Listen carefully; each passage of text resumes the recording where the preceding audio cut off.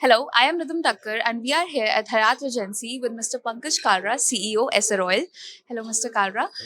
Sir, I just want to start by asking of your experience of overall experience at the ET Energy Oil and Gas Annual. I think ET Energy for so many years has been the hallmark for any level of symposium on oil and gas space. You truly have made it a world-class event. And this here, I think all the most pertinent points are covered up here. You talk about energy transition, you talk about making decarb, you talk about net zero. All the relevant, which are intriguing, which are the most relevant points at this point in time, are discussed at length. And one of the best part about your symposium is that you get most eminent speakers. The coordinators have all the relevant questions in mind and consideration. So I think it is truly a hallmark event for any oil and gas space. In Dubai, countries are debating over the phase out of fossil fuel and the kind of language and targets to adopt for the same. If anything of such is implemented, how do you think that will impact the Indian oil and gas industry, and what should be the key focus areas for energy transition and sustainability in the industry? See, I think our government, under the leadership of Prime Minister Modi, is very clear from an energy transition standpoint. And I think our government has taken some very relevant, some very bold steps in the last few years.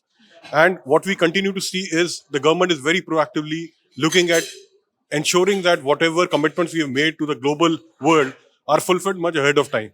So I am truly committed towards working from SR side. SR stands for its commitment to ensuring that whatever we can do from making the gas to increase from the 6% to 15%, I think SR is well poised to take that into a leadership role and make sure it happens.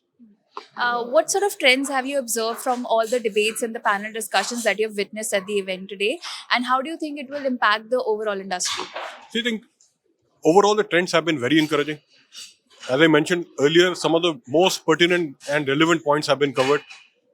The level of commitment made by all the PSUs, all the companies have been very, very encouraging. $12 billion to be invested by ONGC until 2030.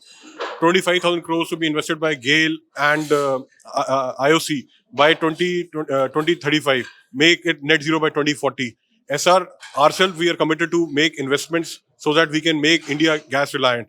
So we are committing to make another 2,000 crores of investment in addition to the $1 billion that we have already spent in terms of getting gas from a very unique aspect, which is CBM, which remains one of the cleanest form of energy and which has, the level of decarbonization to the extent of almost 40 to 50% lower than any other form of fossil fuel. Thank you. That was all the questions I had. Thank you so much.